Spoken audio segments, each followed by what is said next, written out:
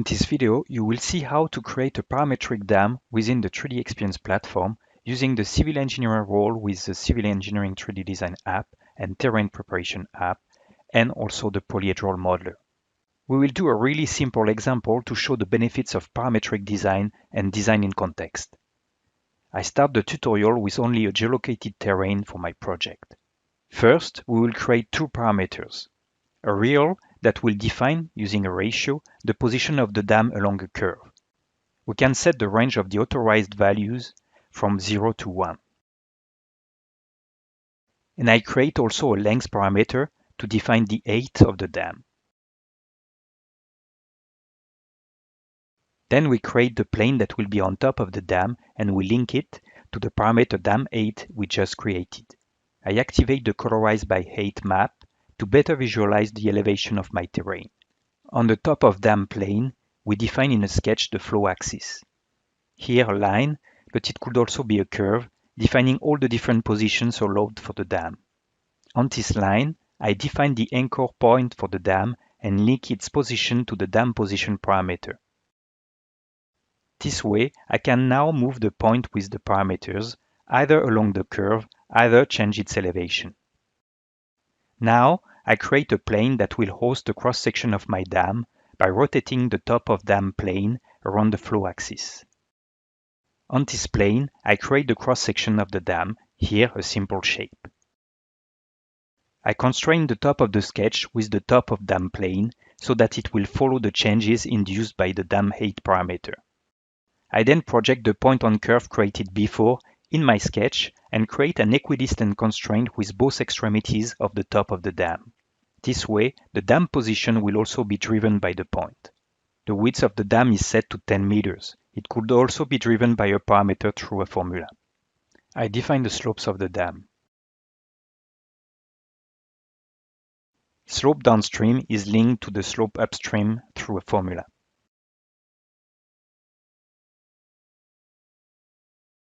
I can also change the units to slope units.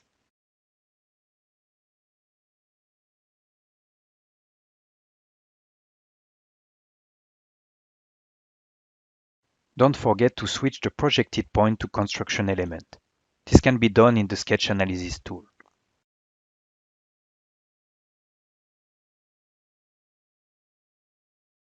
Now I create a solid from the sketch and I want to split this solid by the terrain.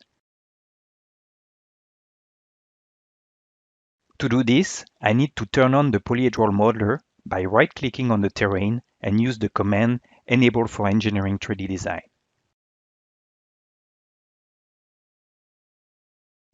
Now I can split the solid dam by the terrain. This is a design in context, meaning that if I move the dam along the line, the solid dam will be automatically recomputed using the terrain as context. I measure the dam and display only the volume. This can be set in the Customize tab of the Measure in Part command. Now I create a second solid body that I will use to define the volume of water behind the dam. I create a reference plane for the top of the water, 2 meters below the top of the dam. Water could be anywhere on my terrain, so I define the maximum envelope for the water and I create a solid from the sketch using a pad.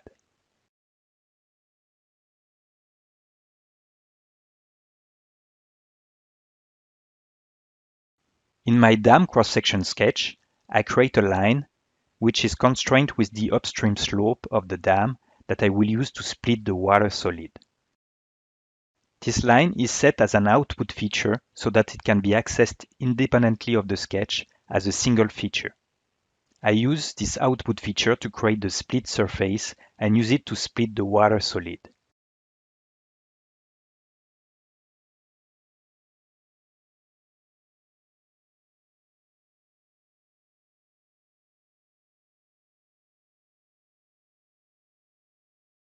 I can measure the volume of water. I now split the water with the terrain. Notice that the volume is automatically updated.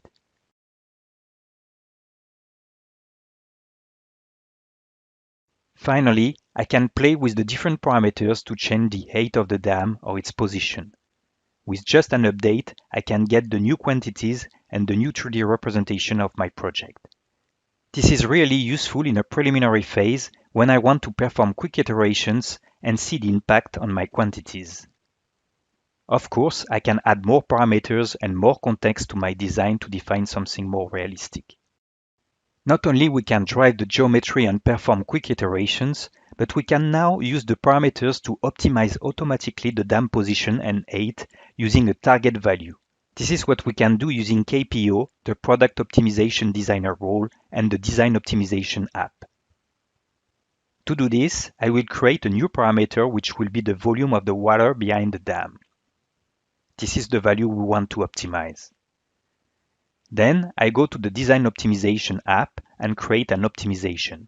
There are different ways of optimizing, such as minimizing or maximizing a value, but here I will pick a target value. The parameter to optimize is the volume of water, and I want to set its target value to 40,000 cubic meters. Then I set the degrees of freedom and define the dam position and dam height parameters as free parameters that can be adjusted to achieve my target. I can define a range of values if necessary. I choose the algorithm type I want to use, the convergence speed, and a maximum number of updates. I want to visualize in 3D the updates while my optimization is running. Now, I run my optimization and Katia is automatically adjusting the free parameters to reach the target value.